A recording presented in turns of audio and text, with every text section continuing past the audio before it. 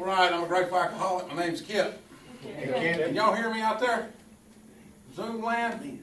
Okay. Good deal. All right, I'm just going to do a couple little house cleaning things here. Again, I said I'm a grateful alcoholic. My name's Kip. My sobriety date is July the 8th, 2010.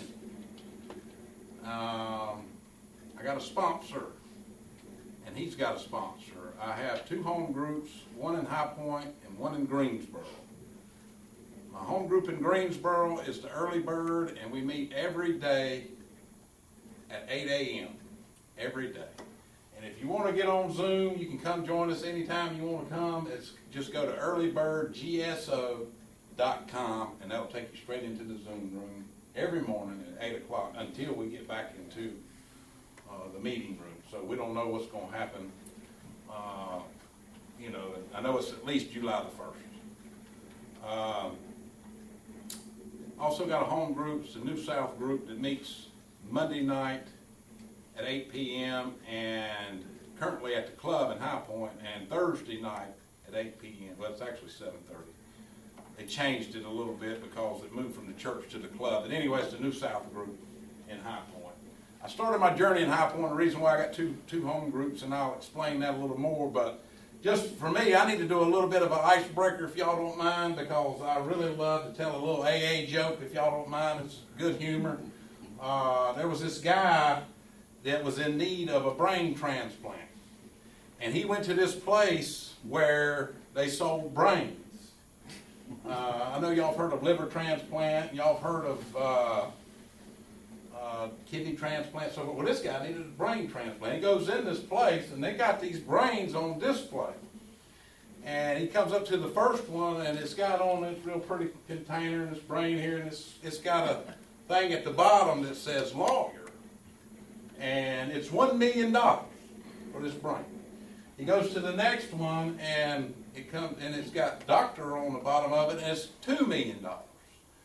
Well, he comes up to the third and final one, and this one's got alcoholic on it. And it's $100 million for an alcoholic brain. And this guy's like, hold on, wait a minute. You mean to tell me a doctor and a lawyer's $1 and $2 million, but an alcoholic brain is $100 million? And I said, why is that? He said, why is that? He said, it's very simple. This one's brand spanking new. It ain't never been used before. So, some of y'all might be able to relate to that, because I never used mine. But today, after being here a while, as the On Awakening reading reads, after all, God gave us brains to use. So I'm going to use mine today. And I want to just read one little page at the bottom of 417 towards the top of 418. And I always introduce myself as a grateful alcoholic because I'm truly grateful to be an alcoholic. I know it's hard but fair, but it's true for me today. At the bottom of page 417, it says, for years I was sure the worst thing that could happen to a nice guy like me would be that I would turn out to be an alcoholic. Today, I find it's the best thing that has ever happened to me. And being an alcoholic is the best thing that ever happened to me, and I'm going to tell you in a general way what it was like, what happened, and what it's like today, and I'm going to tell you why it's the best thing that ever happened to me today. It wasn't fun at the time. I didn't like the road that it took for me to get here, but I'm here. And I'm grateful to be here, and I'm grateful to be an alcoholic. Has anybody ever seen that show, the movie Soul Surfer? Well, this woman got her arm ripped off by a shark, and because that happened, she was able to reach millions of people. And she said, I'm grateful that this happened to me. And I know that's hard, but I'm truly grateful to be an alcoholic today.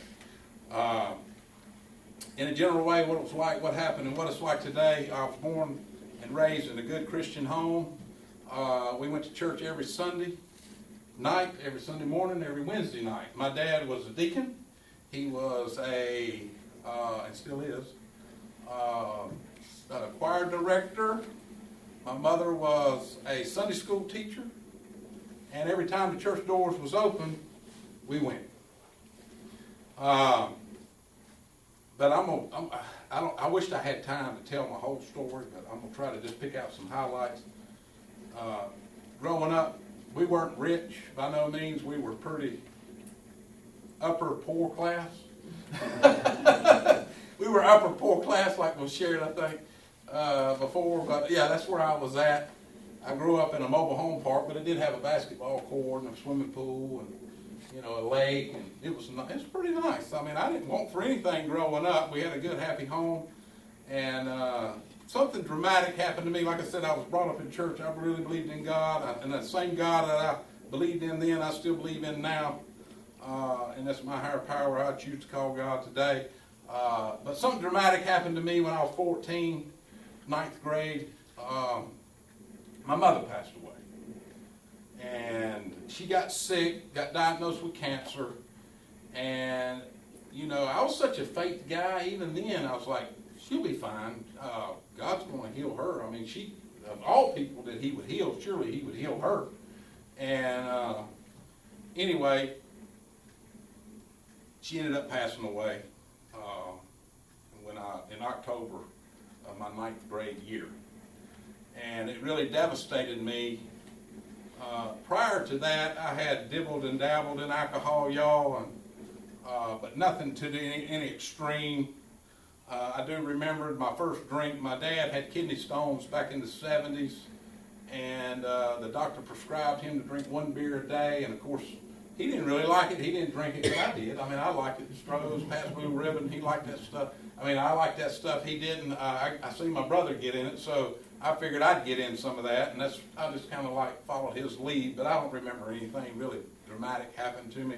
But I do remember that I used, after doing a 4th and 5th step, I remember now that I used the excuse of my mother passing away to drink a long time.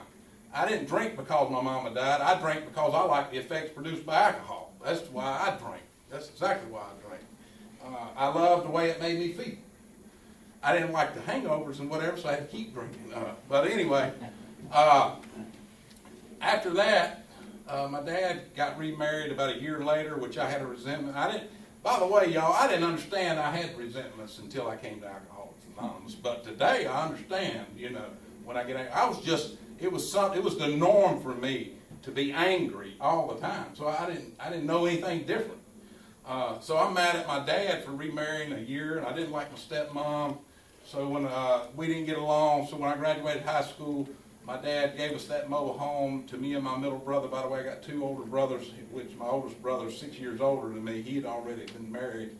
And me and my middle brother, he's 2 years older than me. And my dad told us we could have this mobile home. All we had to do was just pay the light bill.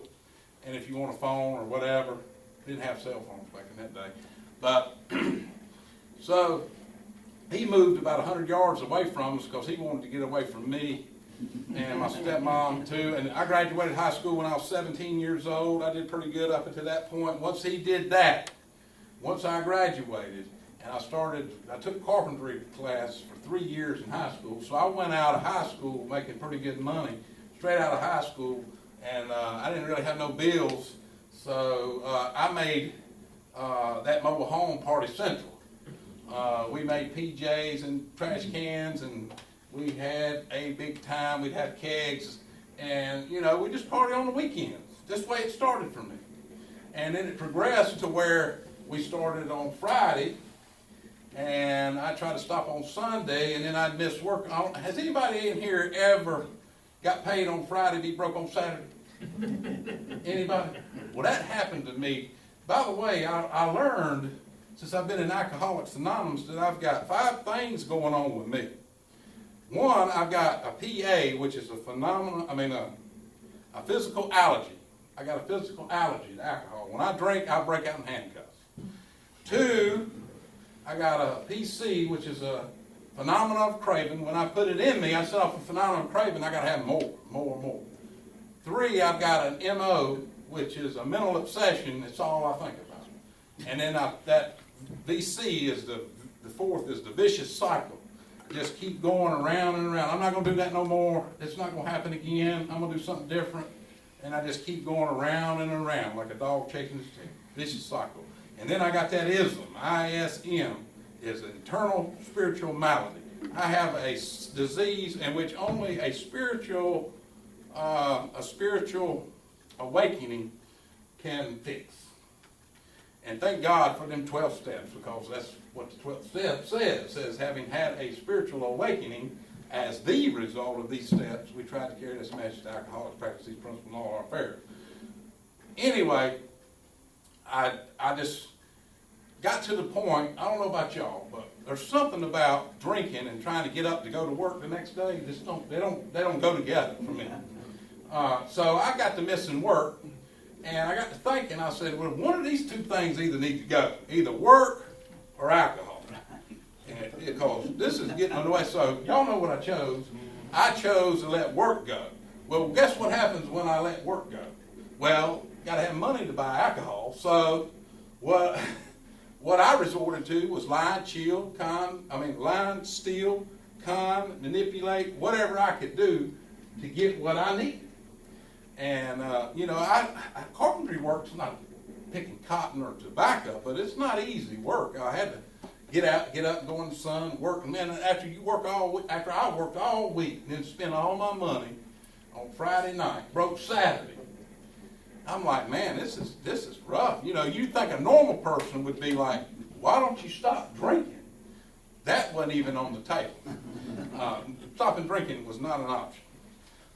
So I stopped work, and then I ended up getting caught for stealing, shoplifting, whatever. Never got in trouble for anything violent. I always got in trouble for stealing stuff that didn't belong to me. And they kind of frown upon you stealing stuff from you, the police department and the sheriff's department, and the people that you're stealing from. They don't really like that. So I'd get caught, I'd go to jail. Get caught, go to jail. Finally, I'm just going to fast forward. I don't know how many times y'all have been to jail.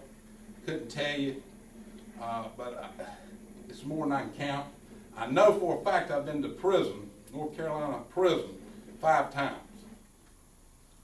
But I'm going to fast forward to the last time I went to prison was in 2005. I got charged with 4 felonies, 2 of which were, on top of the 4, I got charged with 2 habitual criminal charges because they got tired of seeing me.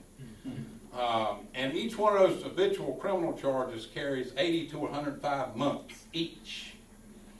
And I thought I was done then. You would think if you're facing that kind of time in prison, you'd be done. No judge, no parole officer, no dad, no girlfriend, no nothing could ever get me to my bottom to where I said nothing could do it. Even when the judge said, we're going to drop these 2 habituals, and I took a plea bargain, and I got 44 to 52 months. I did 48 months from 2005 to 2009. Now, while I was in there, I did do my time. It was the longest stint I ever been. I did almost 4 years to the day in prison. And while I was in there, I went through the DART program, which is drug, alcohol, recovery treatment. And while I was in there, they asked me to be a peer counselor. So I went through peer development. And, I was real good about telling y'all what you need to do when you get out. Y'all need to make sure you go to them AA meetings or NA, whatever AA you qualify for. But me, it didn't apply. So I'm thinking, look, I got some serious skewed thinking. I came in here for my drinking, but I found out it's my thinking. Real skewed thinking. I'm thinking I've been to prison 4 years. I need a break. I'm not going to AA meetings. I didn't go to no AA meetings.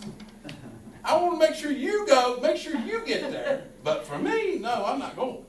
I lasted about 9-10 months, y'all. I ain't gonna lie. I didn't make it. I was just miserable. I found out that I had no defense whatsoever against that first drink. Just didn't.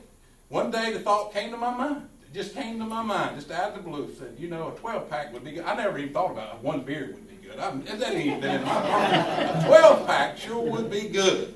And that's what I got.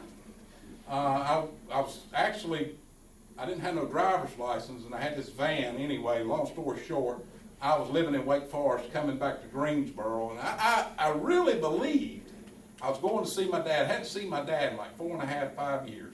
I'm coming from Wake Forest. I think it's about an hour and a half, 2-hour drive from Wake Forest to Greensboro. And I'm just going to drive to my dad's. I'm going to see him. I got it legal. The van's legal, but I'm not legal. The van's got a tag and all that on it, but my license wasn't legal. But, my rationale was, I'll be fine. I'll drive.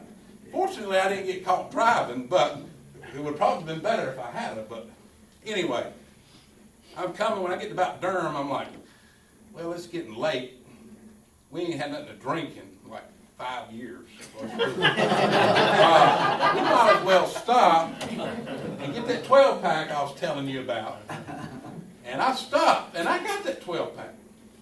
And 3 weeks later, I went to the Budget Motel, y'all, in Greensboro. If y'all know where that's at, don't go. Please don't go. It's not the place to go. This is where my hangout was prior. This is a place I went where I knew what I could get. And I always, in the back of my mind, I knew I have outside issues, but I'm going to try to stick to alcohol. Anyway, I got in there, I got into the budget, and like I said, I had about $10,000 in the bank, and I had probably $10,000 worth of tools and stuff. And anyway, about 3 weeks later, I had spun off, and I give my dad this sob story how life has treated me so unfair. I can't do it. I'm a big-time felon. I can't make it. And blah, blah, blah. He lets me come stay with him because I didn't burn all the bridges. And my dad's gullible. He really is. He's not today, but he was. He learned. But anyway, I went to his house after I spun off, and he let me stay there, and he went on, my niece was getting married, so he went on a 1-week vacation, and when he came back, I'm not proud of this, y'all. This is my story. I'm just telling you the truth. It's not something I'm proud of. I'm just telling you where alcoholism took me. My dad came home. I had stolen his truck, his chainsaw, his weed eater, his pressure washer. If you could get anything out of even the little robot vacuum cleaner, I stole it and pawned it. And I found out the hard way that if you pawn something that don't belong to you, that's a felony. I don't care if it's worth $20. That's a felony. So he calls the police just like he's supposed to. I done been to prison 4 years. On July the 7th, 2010, they find me at the liquor house. My dad's truck broke down, so I didn't return it to him. And they gave me 4 charges: felony, larceny of a motor vehicle, and pawning stuff, which is obtaining property by fault. Anyway, 4 charges. And here I am in jail. I don't know what happened. I don't know how I got there. I just don't understand what's going on with my life. At this time, I'm 40 years old at that time. And I don't have 2 nickels to rub together. I don't understand how this happened or what happened to make me the way I am, that I'm so selfish and self-centered that all I want to do is drink. And I wanted to die, y'all, after I did that to my dad. I'm not proud of what I did to my dad. I really wanted to commit suicide after the wrong that I did toward him. I love that man. I really do. But my actions sure didn't show it at the time. But in my heart, I know that I did. I just had that ism. I had that alcohol that was really controlling me. I had no choice. I really didn't. But today, we're getting ready to get into the good stuff. Anyway, here's the miracle, y'all. By the way, remember in 2005, I had those 2 habitual criminal charges. So I'm sitting in jail with 4 felonies, July the 7th, 2010. I'm done. I go to AA meeting that night. And I surrendered. And I said, I don't know how I ended up there, but I was more done than I'd ever been in my life that night when I went to that AA meeting. I had drunk that day, so my sobriety date is July the 8th. This is my first sober date, 2010. And I surrendered.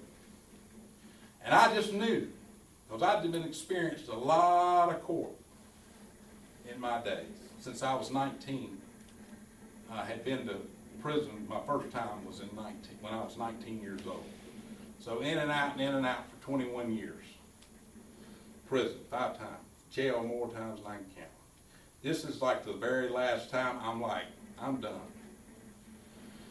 And my thinking is, at the time, I'm going to get those at least 10 to 12 years, and rightfully so, and that's what I deserve. And I'm going to be 55 or 60 when I get out, because if I got what I deserved, I'd still be there today. But I stayed there for about 2 months. I still had my charges in district court. They hadn't been bound over, but I don't know how my name ended up on Jeff Bennett's desk. Jeff Bennett's drug court coordinator of Greensboro, Gifford County court, and he came and he interviewed me and he said, "Kip, do you think you have an alcohol problem / whatever you want to fill in the blank?" And I said, "Yes, I do." He said, "Would you like to have some help with that?" I said, "Yes, I would." He said, "I tell you what, you're not staying here in Greensboro. We're going to send you to High Point to Caring Services, which is a recovery community, and we're going to pay for you to stay there. And you're not going to do anything for at least 90 days, and you're going to take anger management, and you're going to go to an AA meeting every day, or NA, you pick which one you want. And you're going to be on a curfew for the first 6 months, and be home at 7 o'clock at night every night. And if you do everything we ask you to do over the next year, these 4 felonies that we have right here will be dismissed." When I got here, I didn't know if I wanted what you had, but I sure knew I didn't want what I had no more. It was not working for me.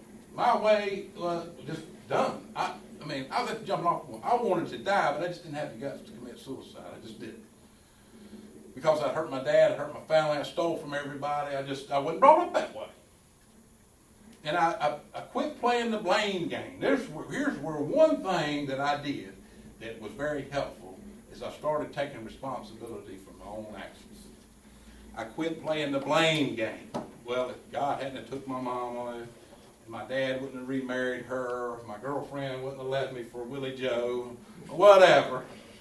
I just quit playing the blame game. And that first 90 days was hard, y'all. I sat on my hands. I didn't know if I was going to make it. I wanted to get a drink so bad, I didn't know what to do. And they said, by the way, if you don't do what we ask you to do, we got 36 to 44 more months for you, and you can do that. So I could only go to one meeting that I could get to because of my schedule, and that was called the On Awakening meeting that meets every day, Monday through Friday, at the club in High Point at 7:30 a.m. in the morning. So I had to go there, and then I had a 9 o'clock IOP session, anger management at like 10:30, and another meeting. Anyway, it was all day, every day. That's what I did for the first 90 days. Finally, after 90 days, I began, by the way, I jumped in this thing headlong. I said, well, if I got to be here, I might as well make the best of it. And it was a beginner's meeting. So I jumped right in. I grabbed a mop. I started mopping the floors at the club. I'd get there at 6:30. Meeting wasn't until 7:30. And I'd mop the floors. I'd set the chairs up. I said, if I got to be here, I'm just an early riser. So I went up there and started doing that with a friend of mine because he was chairing the meeting. And plus, he gave me a ride, so that made it easy. You know what I mean? He gave me a ride from the community. I didn't have to walk. And I started doing that, and the next thing you know, probably a month into it. By the way, I was sober like 2 months before I got out because I stayed in jail for 2 months before I got out. So I was actually about 90 days, they let me start chairing meetings. Because it's a new beginning, and now it was the best thing they ever could have done for me is to get me excited about Alcoholics Anonymous. Please don't hold the newcomer down. I don't know what the stipulations are, but give them something to do. I don't know. I know my experience. I'm very into service work. I'm into letting me do whatever it is I can do. So started chairing meetings every week. Once a week, I started chairing meetings. Anyway, lo and behold, I hadn't had no driver's license in 21 years. Carrying services. Oh, by the way, I had a driving license revoked charge while I was in drug court, and I had 4 driving license revoked, some tickets. Anyway, all over the place. Carrying services took me to Lexington, which is Davidson County. They took me to Asheboro, and they took me to Greensboro and High Point. Got me set up new court dates, and every one of them was dismissed. I got my driver's license back in January after being sober almost just 6 months. And my sponsor said, there's only one thing that don't need to change while you're here. And I said, what's that? He said, your sobriety date. That's one thing that don't need to change.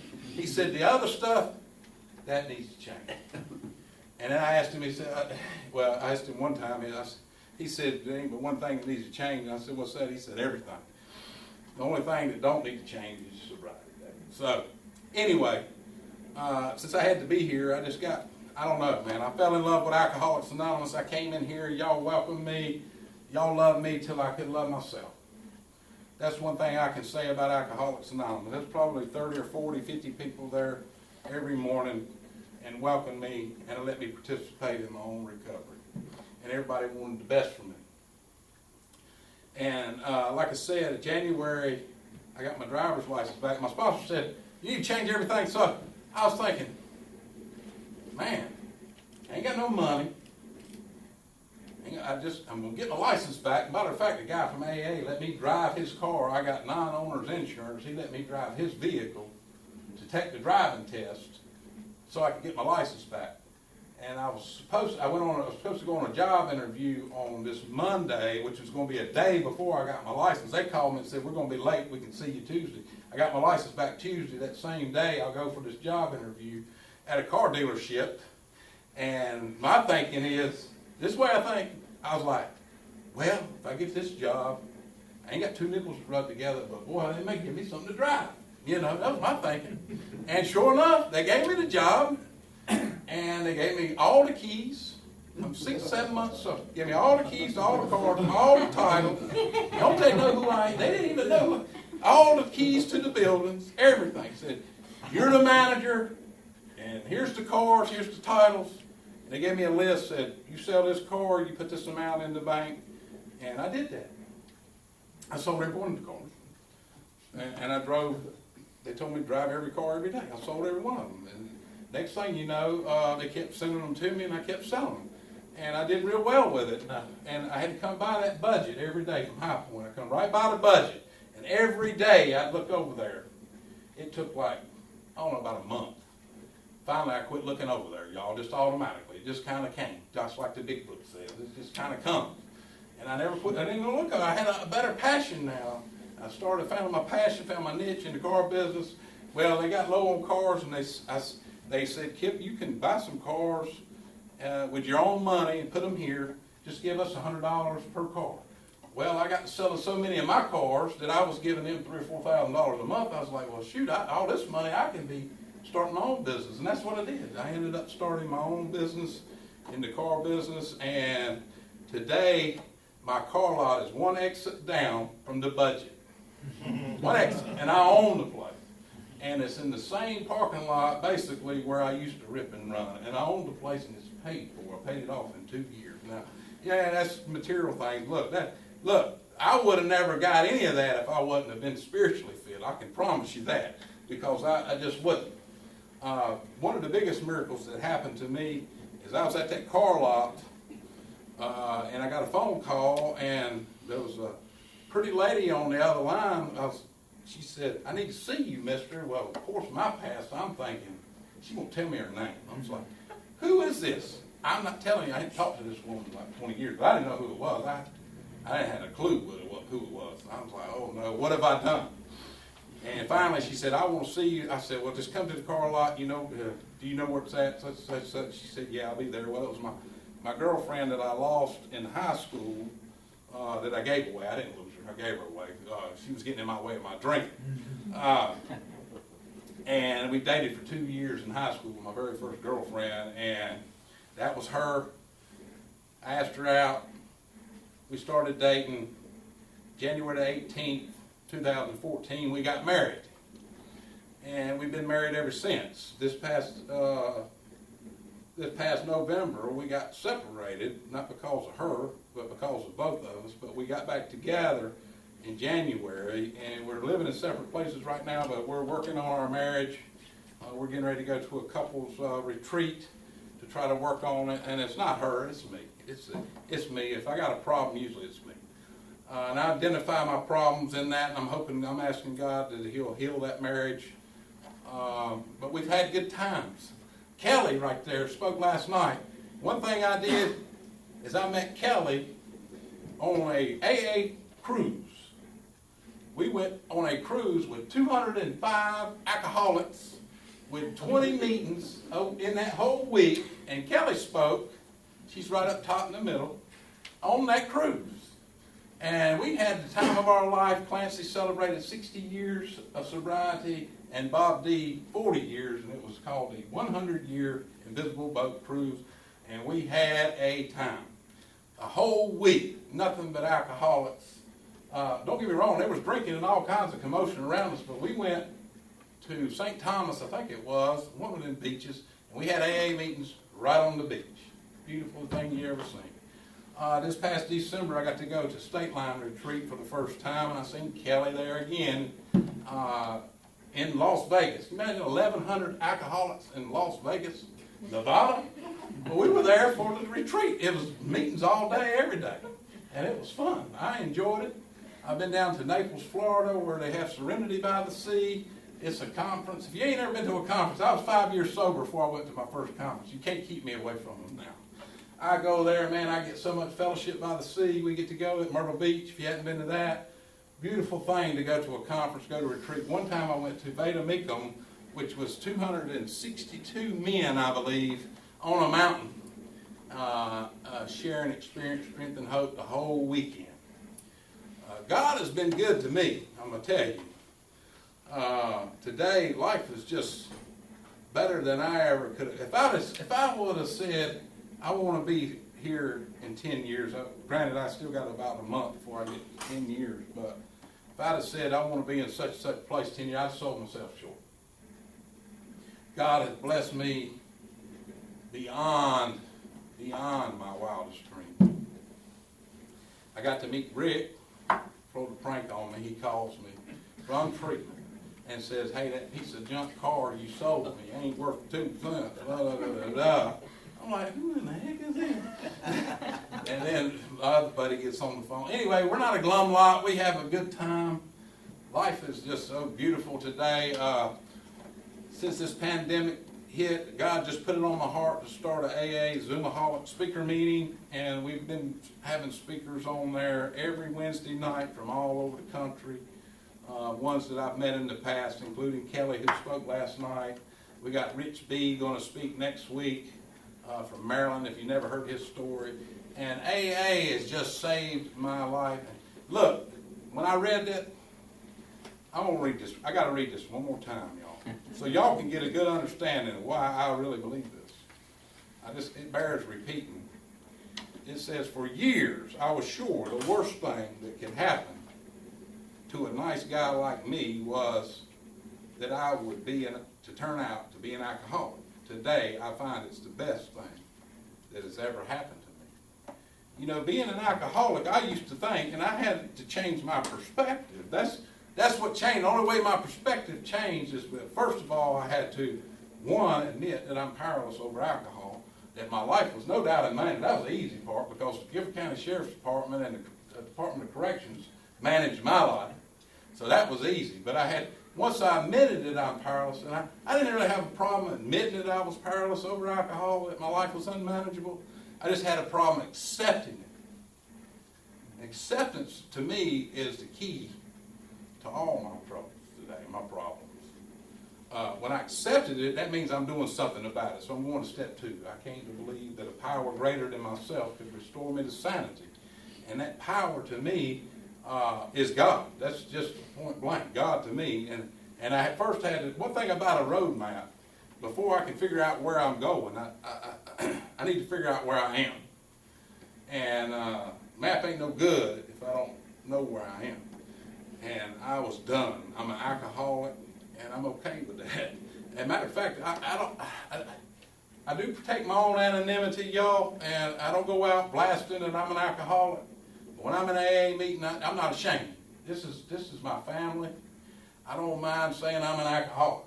Oh, by the way, I was here for about a month before I would say I'm an alcoholic. I really was. I was here. I was just saying I'm blessed to be here. Well, I went and talked to my pastor because I thought it was a negative connotation. I went and talked to my pastor, and I said, Pastor, what are you thinking about me saying I'm an alcoholic? Because, you know, you are what you say you are. And I understood that part, but he said, if everybody in this church would get up and say, I'm a sinner and my name is such and such, we'd all be on the same page. And that just turned the light on. I'm an alcoholic today. And I don't mind. I love it. I'm a part of the biggest thing on the face of this planet. And I'm proud to be a part of Alcoholics Anonymous. So I had to make a decision to turn my will in my life. I had to realize I was doing insane behavior in that vicious cycle I was telling you about. I'll quit drinking that liquor and just drink, you know how we do. Just, changing up things, but that didn't work. So I had to believe that God could restore me to sanity, power greater than myself. So I had to make that decision to turn my will and my life over to the care of God as I understood Him, and making that decision. What that entails for this alcoholic is the action that I have to put behind the decision to turn my will and my life over to God. My understanding is to work steps 4 through 12. And that's where the turn came about for me, is to continue to work the rest of the steps. Just making the decision for me is, I can make a decision, go turn that light switch off over there, but the action that has to be taken is me put one foot in front of the other and go over there and turn it off. I can sit here and tell you I made a decision, but the action that I'm taking, showing you and me that I'm turning my will and my life over to care of God, as I start putting pen to paper and writing out that 4th step that was suggested in the big book with a sponsor. And then I admit it to Him. I'm doing step 5, admit it to God, to myself, and to another human being, the exact nature of my wrongs. And then I went on down. I'm ready to have God remove all these defects of character, and I ask Him to remove my shortcomings. I take my 4-step list and I bring it down to step 8 and look at all the people that I'd harmed and became willing to make amends to them all. And then step 9, I'm doing that. And I do it with a sponsor. I don't suggest that you try, or let's just say for me, I try to keep me and what I do instead of give advice. I don't try to give advice. I just want to tell you what I did. I got with my sponsor and we worked through that. And by the way, I worked the 9th step with my dad, and the one I told you I'd taken all that stuff. Well, every bit of that stuff, I thought would be impossible to pay back, I was able to pay it back. Slowly but surely. And today, me and him are like best friends. I love my dad. He's at all my celebrations. He'll be there July the 9th, on Thursday night at New South at the club at 7:30.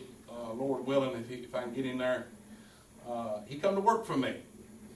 Driving cars. He loves cars. He's like me, got a passion for cars. So I was able to make that amends to him, and not only that, I found out that the number 1 person on that resentment list was me.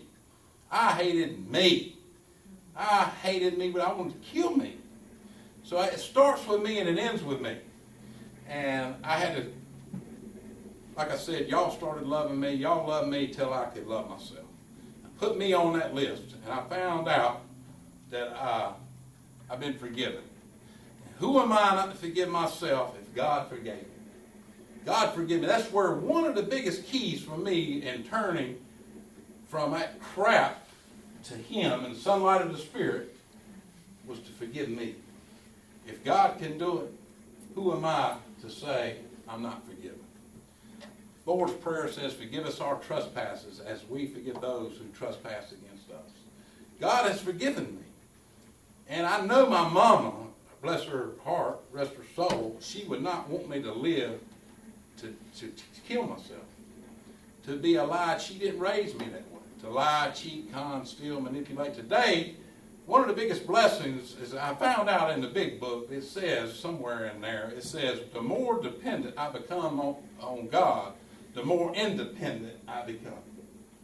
The more dependent I become on God, the more independent I become. And I know that to be true. That is my promise you. I leaned on my dad. I leaned on whoever would give me a place to lay down, the Gifford County Sheriff's Department, all that my whole life.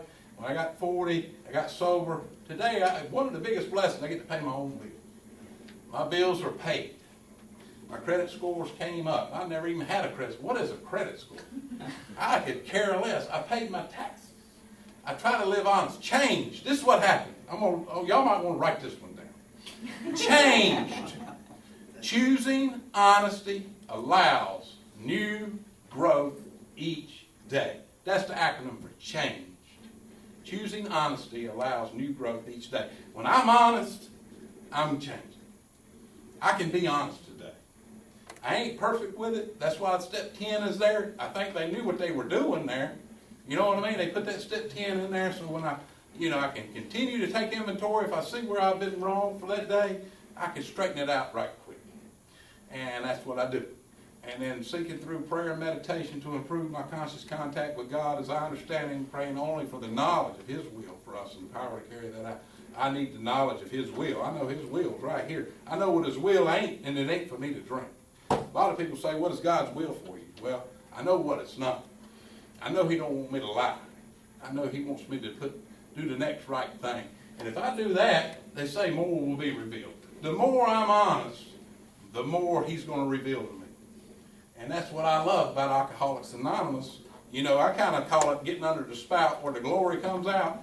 You read this book, that's where the glory comes out. You start reading this book, there's truth in here. It tells me all about me. And I got a 12 and 12 in there too. It's good. All of it's good. I had a guy one time, he told me, he said, Kip, if you do these 4 things, you'll be a sure success. When you get up in the morning, you ask God to keep you sober for one more day.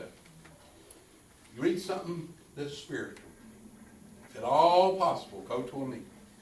And when you retire at night, you ask God, you thank God for keeping you sober that day. And yeah, that seems pretty simple because I found out when I go to meetings, there's a whole lot that happens for this alcoholic. When I go to meetings, I'm going to do some service work because I'm not going to just be here. You know what I mean? That's just not me. I'm just not that way. I'm going to make some coffee. I'm going to sweep the floor. I'm going to do something, this service. I'm going to share my experience, strength, and hope while I'm in a meeting. I'm going to be a part of the solution instead of the problem. And that's where I live today, is in the solution. And I got you guys that help me. When you see me veering off the path, sometimes the only person I can't see is me. And I got my home group that keeps me in check. They'll let me know real quick, what it is. And my sponsor helps me. And we work these steps and these things, this old crap just keeps falling off. I know y'all heard of that analogy. You got a dirty cup of water here and a clean cup here. What it's going to take to clean this out is a whole lot of clean water, and it'll clear up eventually.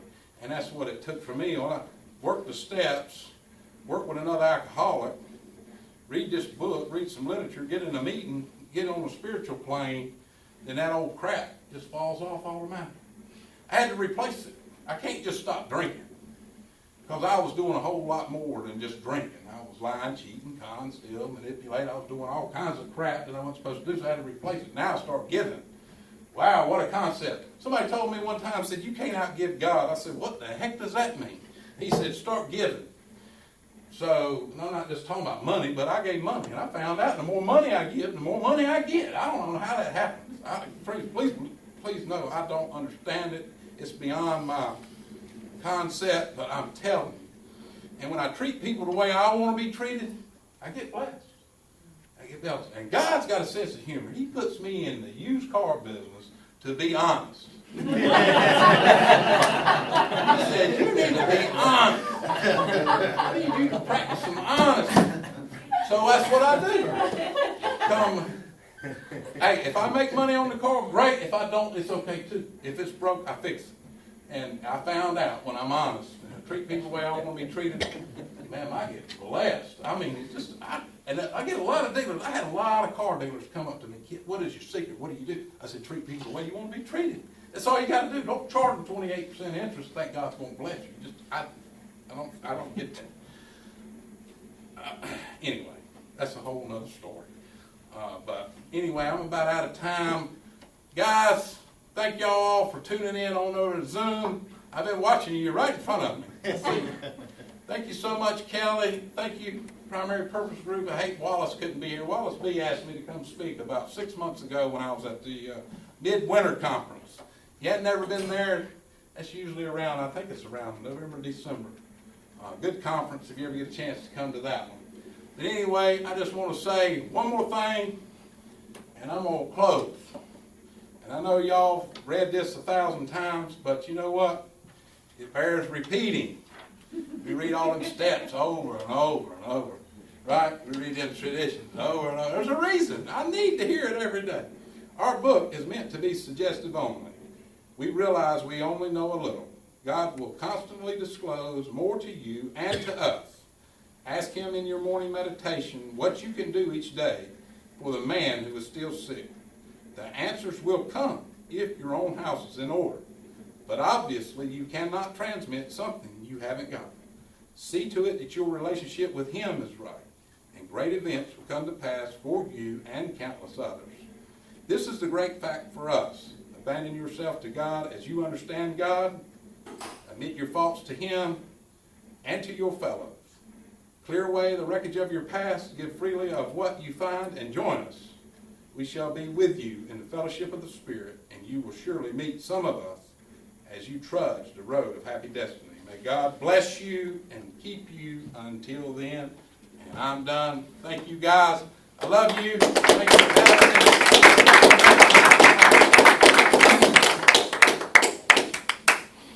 All right, thank you. Okay, we practiced the 7th edition.